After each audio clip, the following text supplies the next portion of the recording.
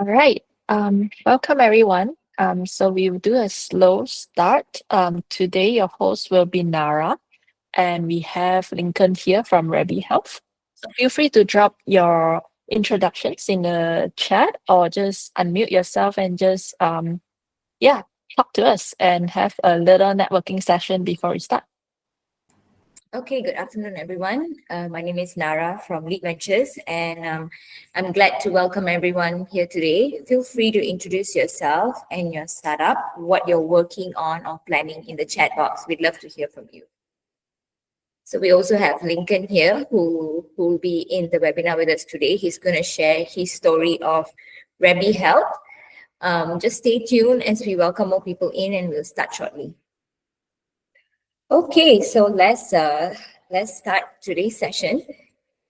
Once again, good afternoon, everyone. My name is Nara from Lead Ventures, and I'm glad to welcome all of you today. Today's session is part of our upcoming 64 cohort of Alpha Startups. Alpha Startups is actually Lead Ventures pre-accelerated program. It is a 10 weeks accelerated program for early stage startups. So if you're building something or you want to gain traction, Alpha Startups is here to help you build, validate, and grow fast. The upcoming cohort is industry agnostic, but we are specifically looking at deep tech, AI, SME, B2B solutions, decarbonizations, and also health tech startups, open to anyone across Southeast Asia. Think of Alpha Startups Pre-Accelerator as an intensive bootcamp guiding new and aspiring entrepreneurs on how to start and run a startup business.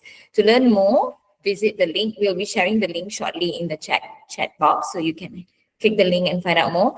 So again, feel free to introduce yourself and your startup in the chat box, and we'll respond to it later. Okay, so today, what I'm going to talk about is the program benefits. As you can see in the screen, we have mentoring session, fundraising support, corporate access, and market access. So all these are the program benefit that you may get by joining this cohort. Shortly, I'll be putting the link in the chat box, and you can check it out later. All right, thanks, Lamine. So today we have Lincoln Dacy, the founder of Rebee Health, with us. Rebee guides patients through safe, effective rehabilitation exercises using wearable sensors, bridging the gaps for those with limited mobility or resources. Today's discussion will be framed around a few themes. We'll start on Lincoln sharing with us how did the idea of Rebee got started and how he validated his idea with patients, therapists, and clinics to ensure real-world relevance and demand. And after he's done sharing, we will have a short Q&A session. He'll be also answering any questions you have in the end. So if any questions throughout this session, please leave it in the chat box, and we'll be answering it later. Okay, so let's dive in today, Lincoln. Hey, thank you, Nara, for the introduction. Okay, so I'll just get things started. If you have any questions, as Nara said, please put them into the chat box. I'll try to address them as we go through the presentation, or otherwise we can do it after the presentation. So I'll just give you a little bit of a background on me. My name's Lincoln Dacy. I'm the founder of Rebee Health. I'm actually from Australia, started my life as a mechanical engineer, moved to Singapore around 15 years ago. And during this time, I had an idea that I wanted to develop a solution to help patients have access to physical rehabilitation from the comfort of their own home, allowing them not to have to visit the hospital to do their physical rehabilitation. Next slide, Nara. Okay, how my journey begun was I was living in Singapore and my family's based back in Australia. During this time, I was actually back home for Christmas visiting the family when we heard this massive crash come from the kitchen. And I raced in to find out that my mother had a massive stroke. Once everything had settled down and we knew that there was a potential for her to recover, it became immediately obvious to me that she was going to have to go through long-term extensive physical rehabilitation if she ever wanted to make a full recovery. So what I did was I developed a very simple application that I could track my mother's body movements to make sure that she was doing some exercise, because she was never going to see the physiotherapist, as it was too difficult for her to make the trip to the rehab center. So can we jump back one slide? So I started to develop this technology based around my mother. And through this journey I discovered that it wasn't just my mother that had a problem accessing physiotherapy. Actually, hundreds of millions of people around the world can benefit from having accessible, affordable physical rehabilitation. So we set out to develop Rebee. And what Rebee is a wearable sensor, a patient application that helps guide the patient through the rehabilitation program without having to come to the hospital.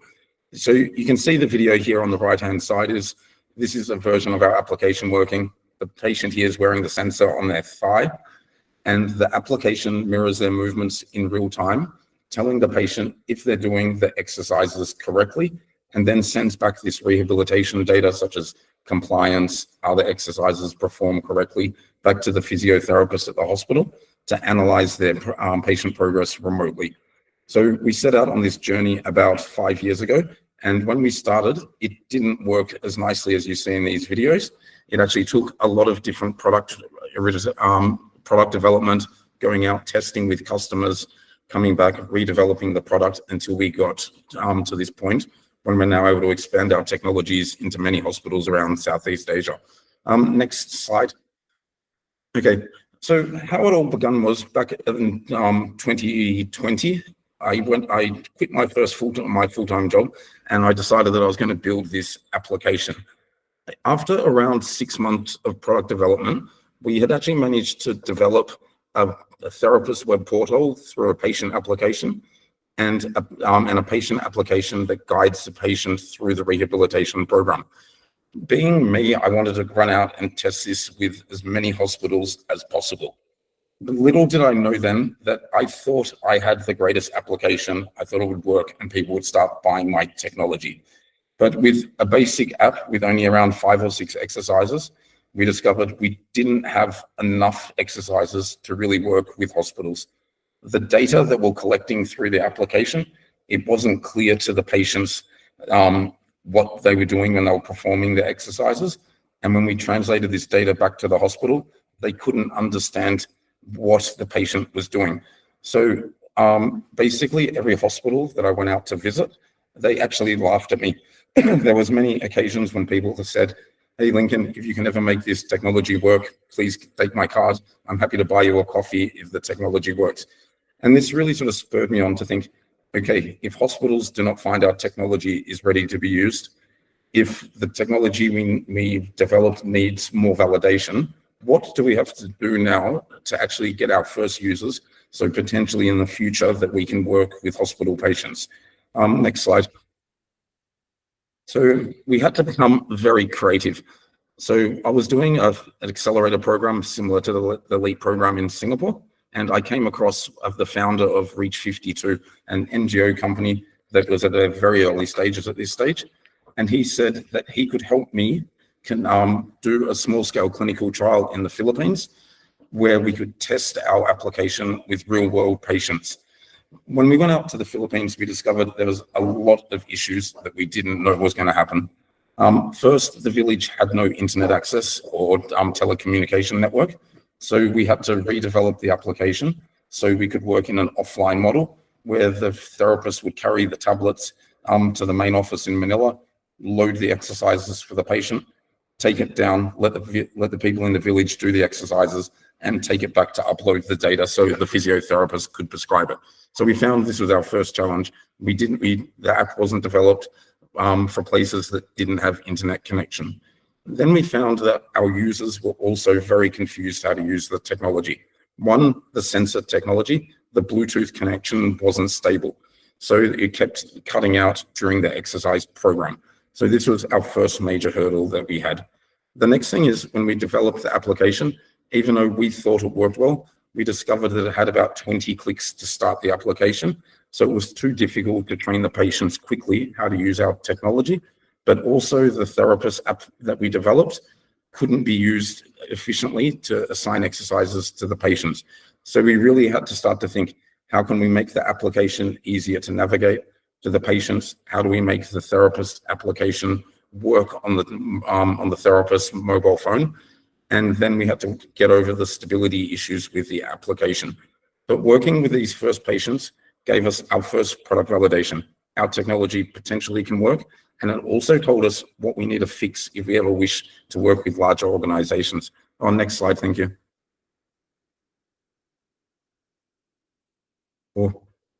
Can we jump to the next stage? Okay, thank you. Then through identifying the problems we found in this village in the Philippines, we were able to redevelop the next version of our application. So what we did is we fixed the unstable tech issues. We found ways to fix the sensor confusion on how to wear the sensor on the body. And this led us to our second prototype. The second prototype had a lot more information in it, such as you can see here, we had graphs to explain the patient progress. The application became much simpler to look at.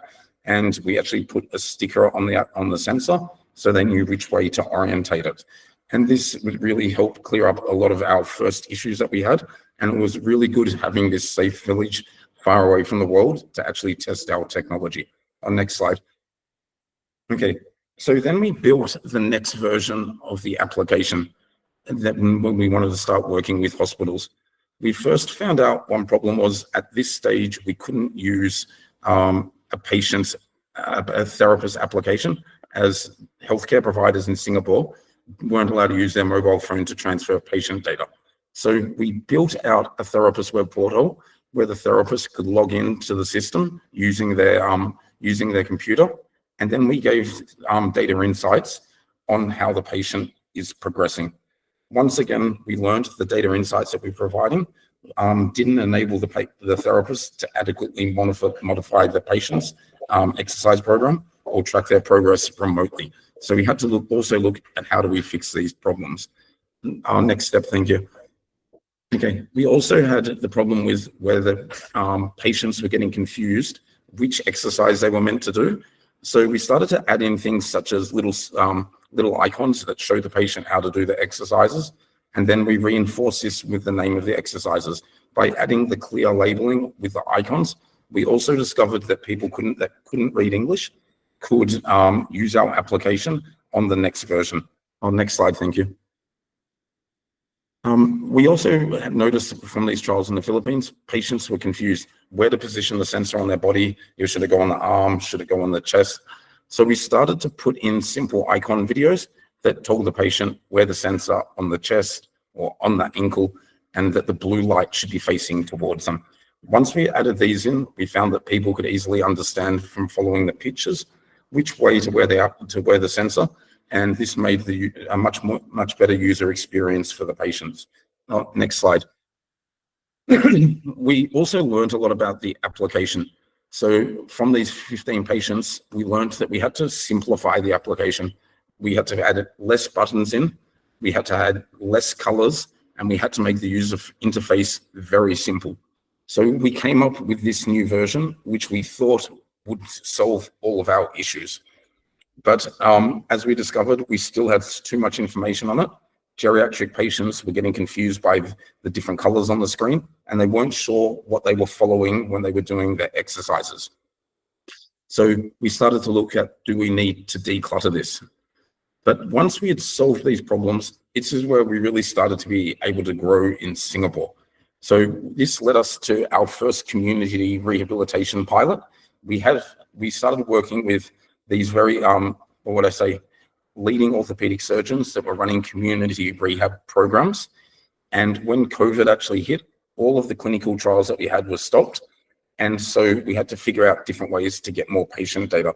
So we worked here with the community in Geelong, around 30 senior citizens, and they're actually from a government program and they call Tech-Enabled Seniors, where they teach the seniors how to use technology. And this is where we started to do our first real product development. We started dealing with creating more exercises and working with this community to make the application simpler and easier to use. Once we had this first data, it gave us enough data to be able to convince the first hospital to do a trial with us. And the most important thing about this trial is we started to work with a really well-renowned physiotherapist. He's one of the leading physiotherapists in Singapore. And having his name to work with actually gave the confidence to other hospitals after to start to work with us. So in this pilot here, we worked with around another 30 patients. And what we would do is we would substitute the use of face-to-face physiotherapy sessions with 15-minute Zoom calls, and they would use the application in between the face-to-face sessions. And what we discovered after these 3 months trials with the patients with knee osteoarthritis actually had the same or better outcomes as traditional physiotherapy. And this is really where the company began. By working with the leading orthopedic surgeons and community groups, having a hospital perform a paid clinical trial is also what gave the confidence from our first investor to invest a small amount in the company.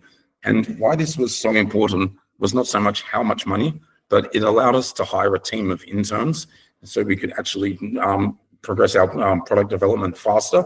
And we were able to reach out to more people through the next cycle of product development. Next slide. Okay. As we continued through this journey of product development, we started to look at who can we align ourselves with that would potentially, we could use their name to give more confidence in the community. So here we teamed up with Heartland Rehab. He's one of Singapore's leading physiotherapy chains. And we worked with him to develop the technology to work with outpatients doing rehab from their own home. These patients weren't necessarily able to make the weekly or 2 times a week to the physiotherapist because they didn't have the financial resources to be paying a private physiotherapist. But interestingly, through this process, him and his team helped advise us on how to build the technology. But he also became our second investor in the company. So this gave a lot of people more confidence. We were working with one of the leading hospitals in Singapore. We had one of the most respected private physiotherapy clinics working with us, which enabled us to start working with larger organizations such as the Singapore Cancer Society, where we started to develop the application for patients that have undergone breast cancer surgery for frozen shoulder. So now we'd really started to work with some leading KOLs.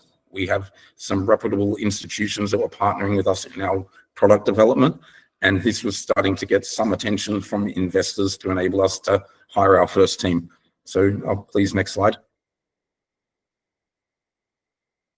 Okay, so through these first 2 projects, it helped us really understand what is happening, what patients want, what the hospitals want, and also to discover the requirements that it takes to work with the hospital system. So through this now, we redeveloped our sensor. We made it easier to use, made it more cosmetically appealing for the patients. We developed an application that is very, very simple, only 1 or 2 clicks for the patient to press and for them to start the exercises. We developed it so it had multi-languages. We found a lot of the senior citizens we work with, they don't speak English, so we had to convert the application into Chinese, Bahasa Indonesia, Bahasa Malay. And we developed the therapist web portal that really enabled patients or therapists to use data insights to monitor their patients remotely. So this is when we got to start to look at how do we really work with hospitals, where we came across a few major stumblings like roadblocks. We had to get our product now registered as a medical device. So we had to learn how do we get our product registered as a HSA medical device in Singapore. We needed to go through cybersecurity requirements, which enabled hospitals to be able to view our patient data from the hospital computers. And we had to get certified as an ISO 13485. If you want to work in Singapore, these are very important things that you have to look at. You need to be registered as with your ISO certification. HSA is the bare requirement to work with government hospitals. And for a digital health device, you have to comply to the Synapses cybersecurity requirements. This actually ended up taking us around 18 months to go through this process before we could start working with more hospitals. But going through this pain of these cybersecurity requirements and regulatory requirements made it very easy for us when we went to Malaysia to register our device as a medical device for Malaysia. And it's really just copying the documentation across because they use very similar similar healthcare regulations for their medical devices. Oh, thank you. Next slide.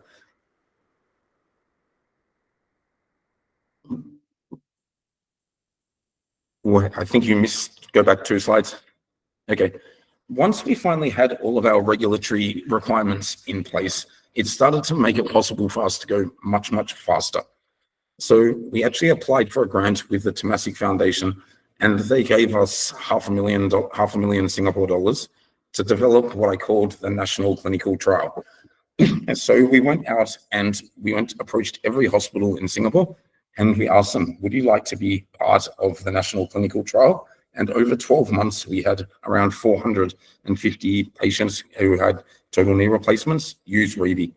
And through this validation process, we really learned how to make the technology, but more importantly, we learned how to expand to other use cases. So we took what we learned from knee OA patients, total knee replacements patients, and we were able to expand the use cases to trauma, amputee, breast cancer, prostate cancer, and long-term hospitalization. So now from doing all these small clinical pilots at different hospitals, we're able to actually bring together everything that we've learned. And now in the last year, we've had around 850 patients use Rebee, conducted around 15,000 home physiotherapy visits, and we're working with all of the major acute, community, and day rehab centers in Singapore. And we have our first customers now in Malaysia, and we're now looking to copy this across to the Australian market. Okay, next slide. Okay, why this was so important for us as a company to have all of these clinical trials with the different hospitals. One, it gave us a lot of press coverage, and on like things such as CNA, we had one of the ministers in Singapore talk about us at one of the large community forums, is that it also enabled us to get the media attention that allowed us to raise our last round of fundraising. So so sometimes these small clinical trials actually lead to bigger things, such as getting investor confidence to invest larger amounts of money into the company. Okay, next slide. Okay, so we're always constantly redeveloping our technology. Every 3 to 6 months, we release major changes to our technology. And next month, we'll release the next version of the technology here. And this is really from what we've learned through all of these clinical trials. But now we've changed everything, how we approach it.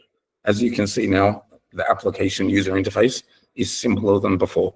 Senior citizens that are low tech enabled really need to have things that are very simple, clear, easy to use when they're developing the technology.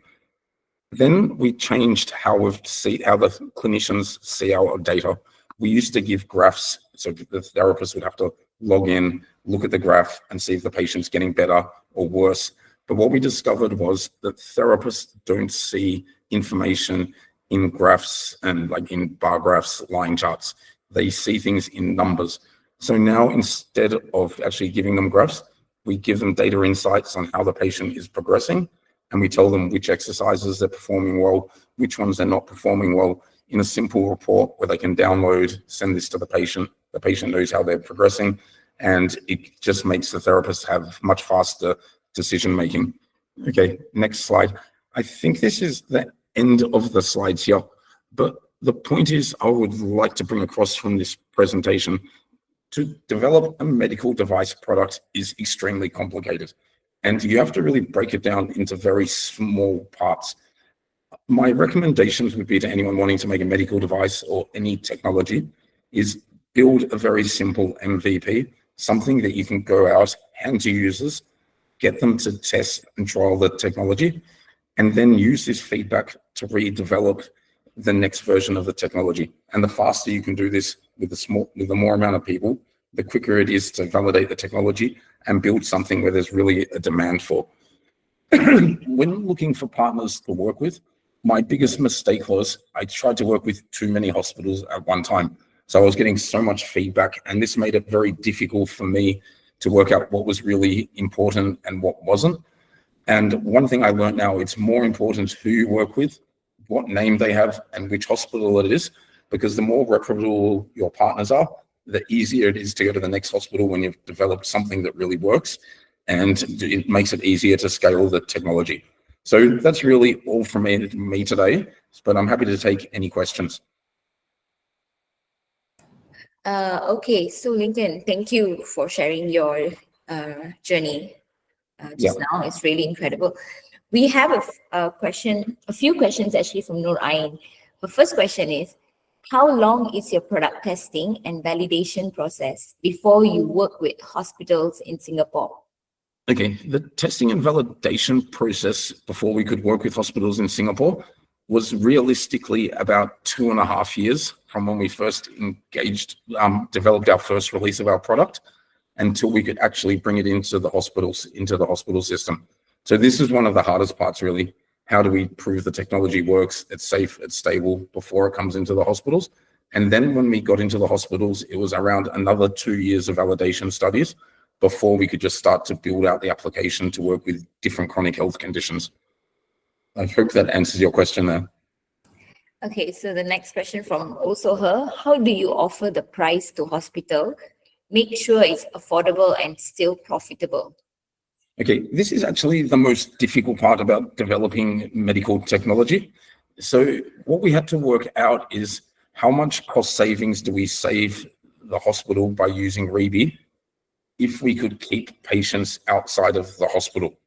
So just say an example of this is any patient that comes to a Singapore hospital, it really costs around $150 for the physiotherapy session, and they will have 8 to 10 physiotherapy sessions after surgery. And what we had to do is work out what price point justifies having Rebee implemented in the hospital if the patients don't come to the hospital.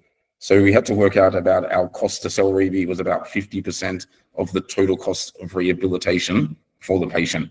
And this gets very tricky. We've started now approaching hospitals in Malaysia, and some of the government hospitals, a physiotherapy session costs the patient about RM1, but the true cost is really around 200 ringgit. So it's different hospitals, we have to look at different price points and see how we can fit it into the hospital. But we now offer pricing such as direct sales of the Rebee sensor, but we also do licensing to the hospitals where we can provide it with a long-term contract at a lower price point. Okay, she also asked, did you start with an accelerator program like Alpha Startups? And what is your advice to new early stage startups like us? Yes, I actually started with a very similar program in Singapore to Alpha Startups. And one of the good things I would say about working with an accelerator program is actually the access from their network. So when we started from the accelerator program in Singapore, they introduced us to the first surgeons. They gave us meetings with community care organizations. And this is when we'll start to really be able to ask therapists, we're building this, we'll use this if we can make it work. And it sort of gave the first stepping stones, introductions to hospitals, community care organizations, as well as it gave us the opportunity to pitch to investors. So I believe the accelerator programs are a really important first step, and especially like Alpha Startups or Leap, the team there is extremely helpful and supporting. So I would actually recommend anyone should actually try to join this startup accelerator. So we have more questions coming in. This is from Song Lin Yong.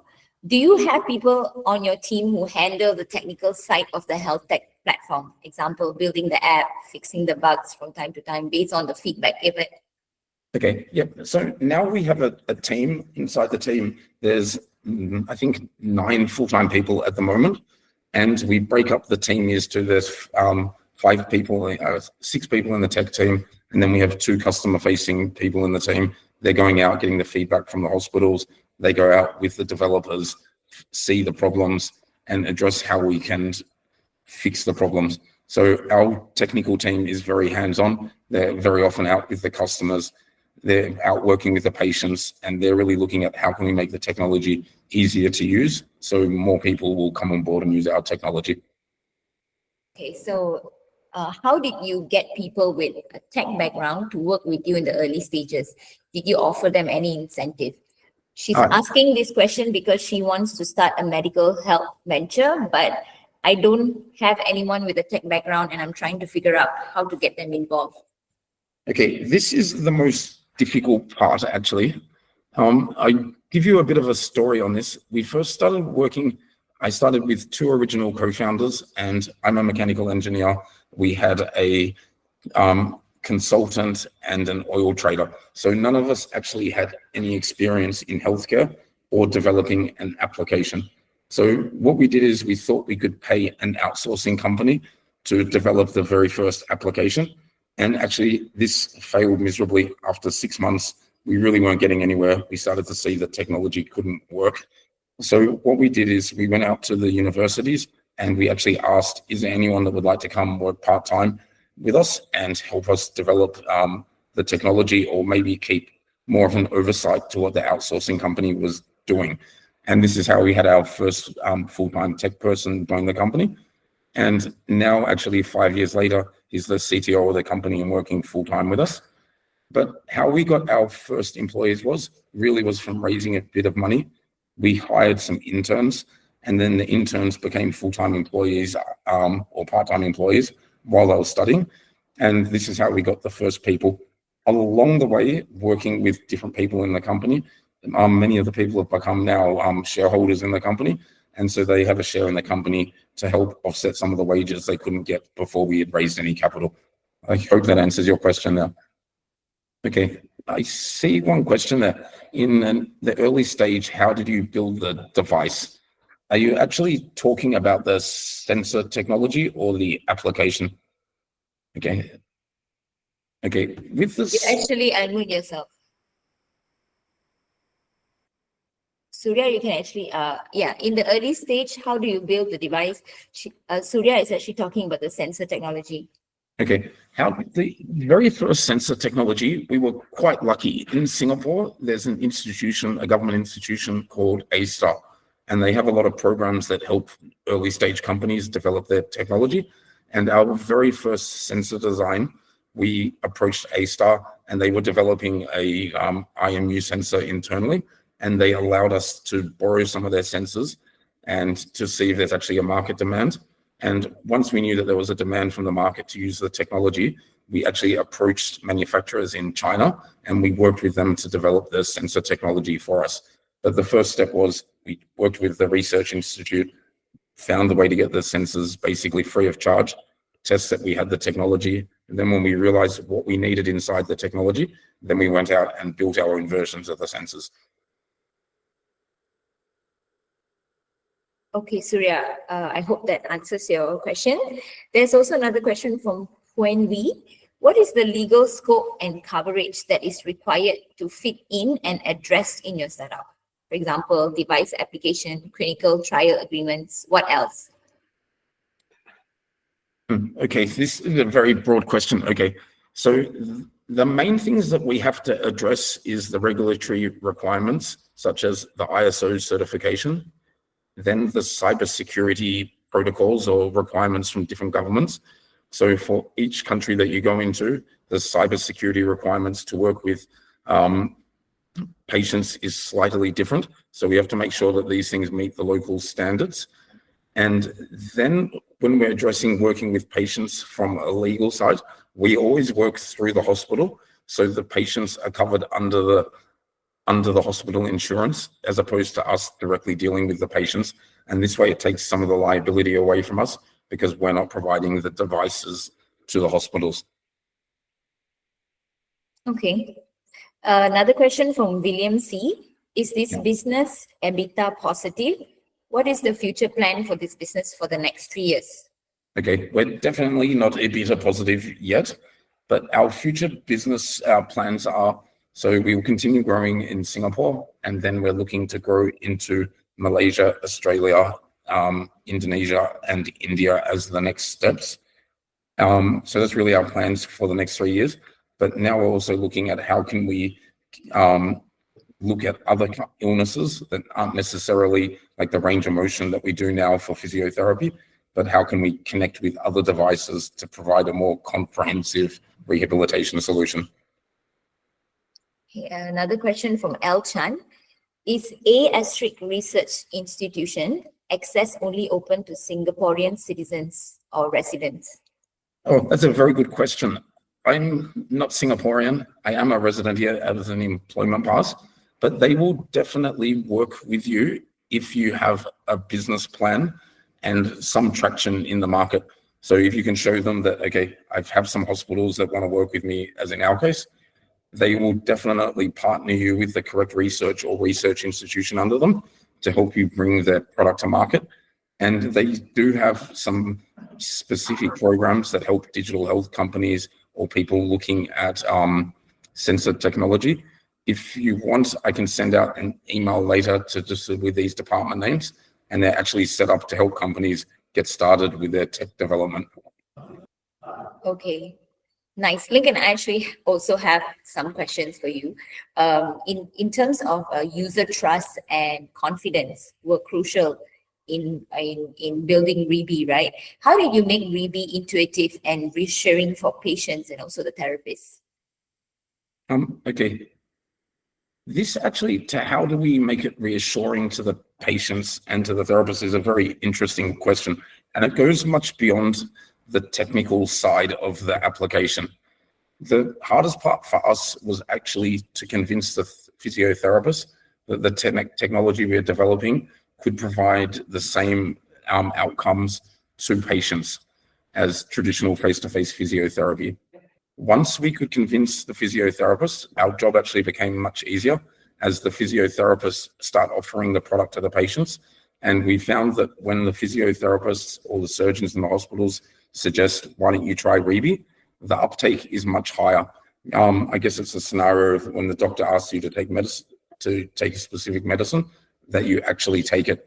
So it was really a lot of the hardest part for us was convincing the healthcare providers to give us the opportunity to try Rebee, develop the technology so it was reliable inside the clinical practice. And then now they're helping us actually sell and take the product to market. What's been the biggest surprise for you in building Rebee so far? The biggest surprise is how long does it take hospitals to adopt technology? In a hospital, I guess it's very different to when you want to introduce an application for patients as it is to developing a consumer product.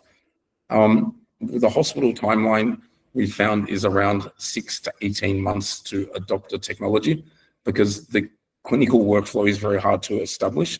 And then the financing, besides how does the hospital pay you, is also a very big problem.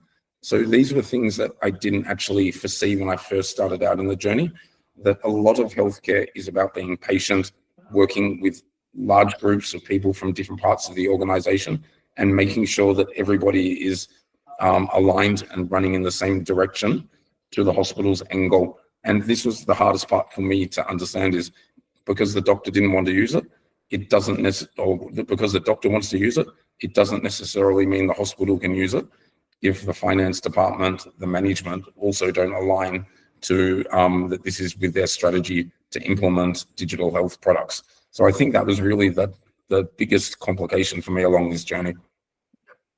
Okay, all right, great. There's actually two more questions that just came in again from William C. What is Rebee's business model? Package selling or subscription? We actually do this both ways. We do packages where we bundle Rebee, like a wearable sensor, a tablet, into the cost of the operation. But we also do subscription models to hospitals. So depending which hospital we work with and what kind of patients, then we have the two different business models, subscription or the packaging of the equipment. Okay, in respect of medical devices, which countries or healthcare systems are more receptive? Ooh, this is a very good question. So far, the majority of the work we've done is in Singapore, Malaysia, and India. I would say that Singapore is probably the most receptive as they have a lot of funding from the government that can help give you grants for product development, clinical trials. But having said this, it's very slow in Singapore because there's a lot of rules and regulations. If I was to look at this again, I probably would have started the reverse way and started going to Malaysia first because things are a little bit less bureaucratic in Malaysia, I found. So you can do things faster. But we really needed to have the Singapore product validation first before we could get accepted in other countries quickly. So really my advice would be is you start in your home country first, and then make sure it works in a few hospitals, a few customers, and then you will find it much easier to get acceptance from other countries as well. Okay, is there any other advice that you would give other startup founders, particularly health tech startup founders, in validating a health tech product, other than just starting in your own country first before moving to other countries? What other advice do you think you can give them? Yeah, I would say one of the most important parts is to find a few credible key opinion leaders to work with. When you work with respected doctors, physiotherapists, it breaks down a lot of barriers inside the hospital, but you can also use their names to scale into other hospitals. The medical industry is if it works at this hospital, it's good enough for us. So I would think this is one of the most important things. Find a very good KOL to work with. If you have to, offer them some equity so they actually have a vested interest in the company to help you drive the product forward. And that would be the most important thing, because they also come with their network and the medical advice. So really finding the right key opinion leaders to work with would be the most important thing in a medical startup. Okay, thank you so much, Lincoln, for your advice.